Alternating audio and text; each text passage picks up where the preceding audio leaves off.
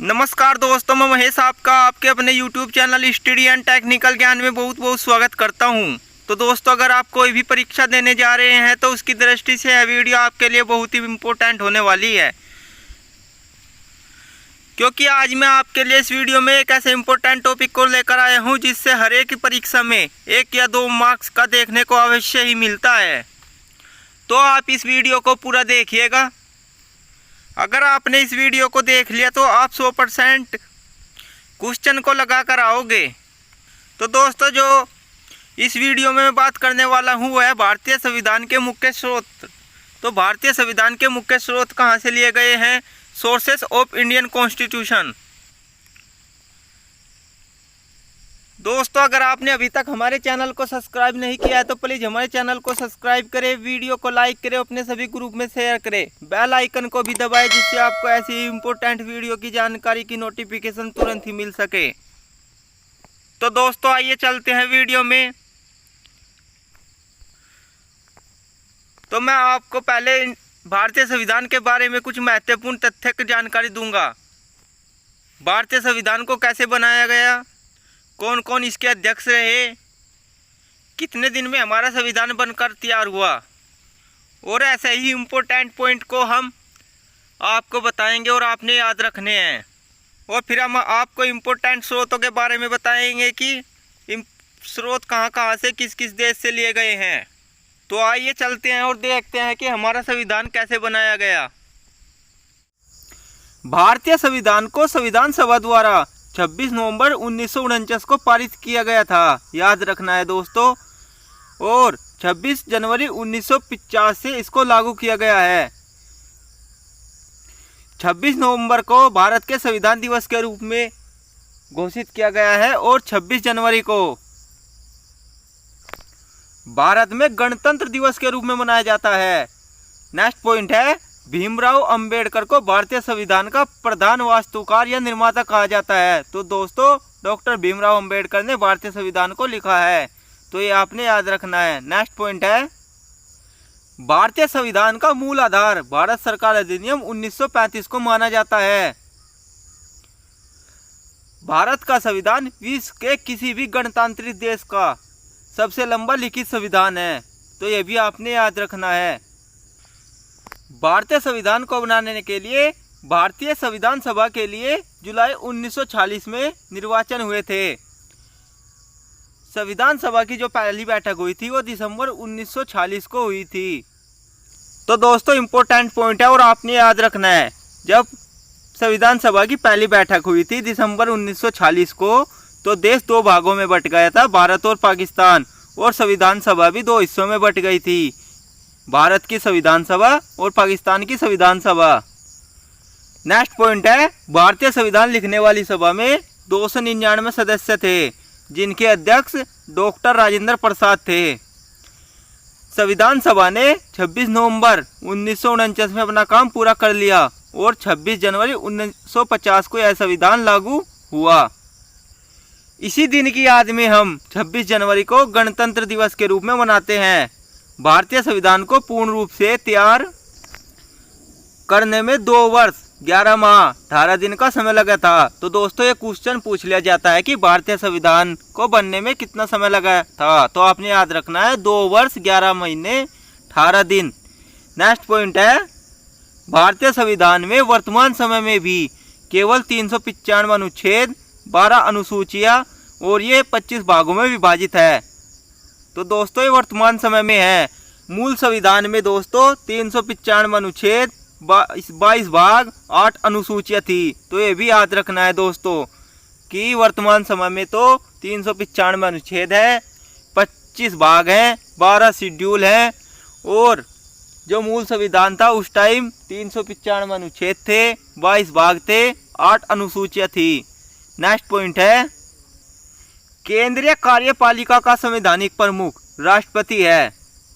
भारत के संविधान की धारा 79 के अनुसार केंद्रीय संसद की परिषद में राष्ट्रपति तथा 2 सदन हैं, याद रखने हैं, जिन्हें राज्यों की परिषद राज्यसभा तथा लोगों का सदन लोकसभा के नाम से जाना जाता है। तो 2 सदन कौन कौन से है दोस्तों?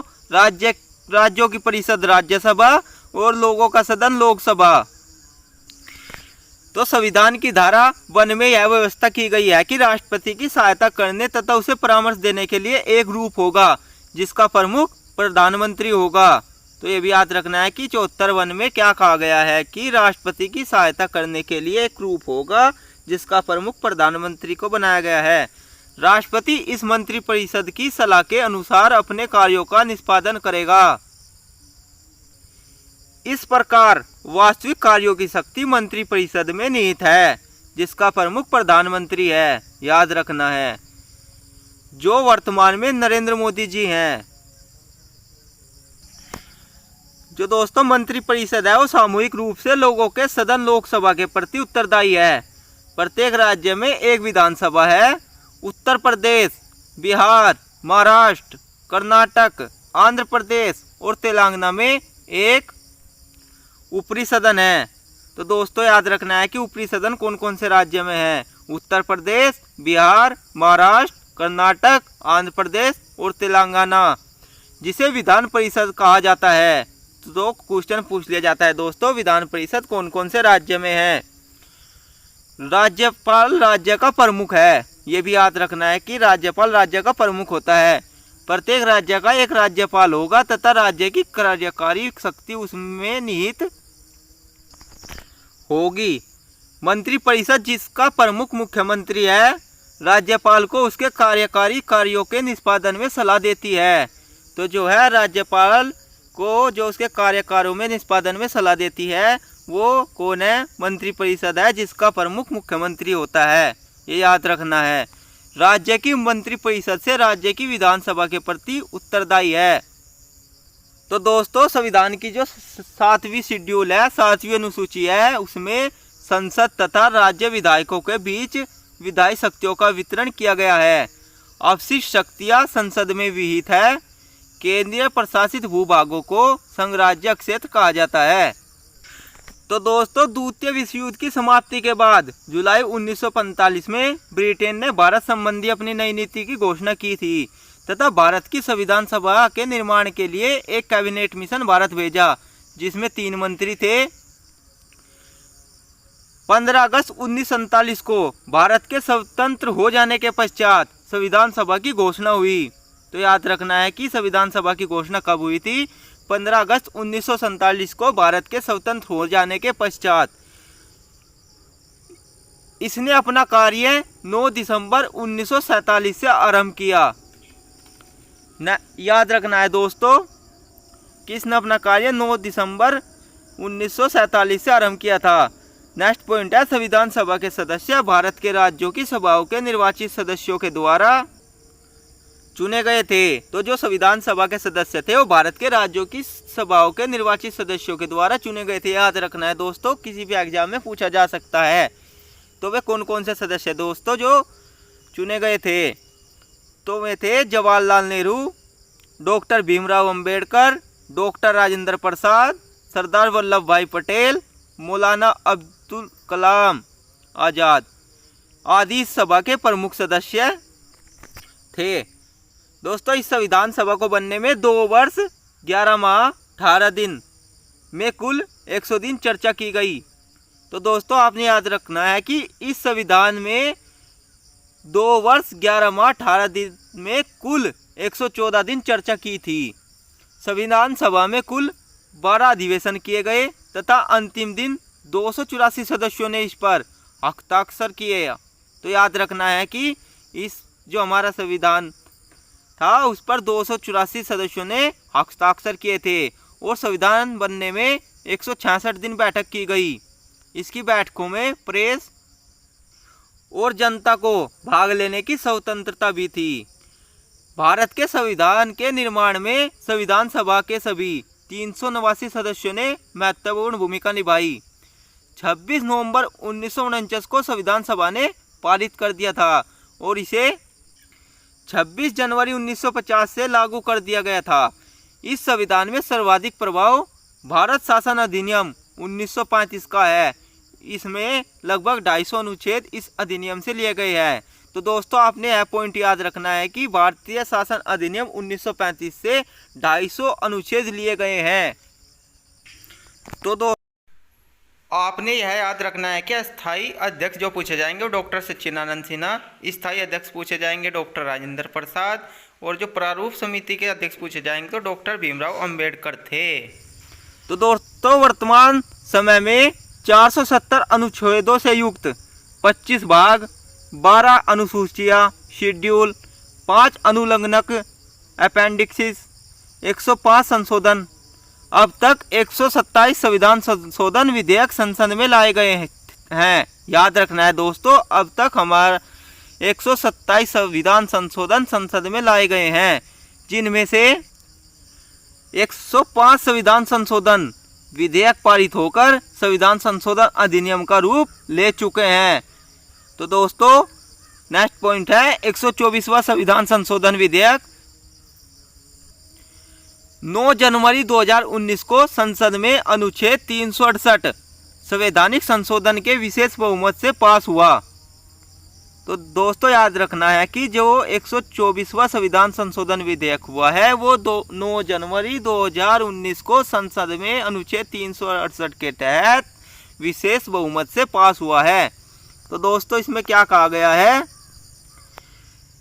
जिसके तहत आर्थिक रूप से कमजोर सामान्य वर्ग को शैक्षणिक संस्थाओं में 8 अगस्त 2016 को संसद ने वस्तु और सेवा कर जीएसटी पारित कर 101वां संविधान संशोधन किया। तो जीएसटी को 101वें संविधान संशोधन के तहत लाया गया था, याद रखना है। भारतीय संविधान एक बड़ा लिखित दस्तावेज है, इसे उदार संविधान के रूप में भी जाना जाता है। तो याद रखना है कि इसको उदार संविधान के रूप में भी जाना जाता है, इम्पोर्टेंट है, क्योंकि इसमें शामिल प्रावधानों को बड़ी संख्या में विदेशी स्रोतों से लिया गया है।